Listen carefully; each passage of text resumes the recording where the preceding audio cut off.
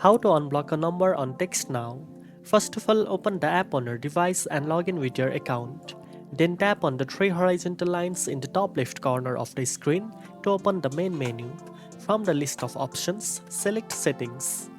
Inside Settings, scroll down and tap on the calling section.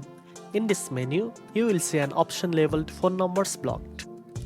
Tap on it to view the list of all numbers that you have previously blocked. Here you will find every contact or number you decided to block.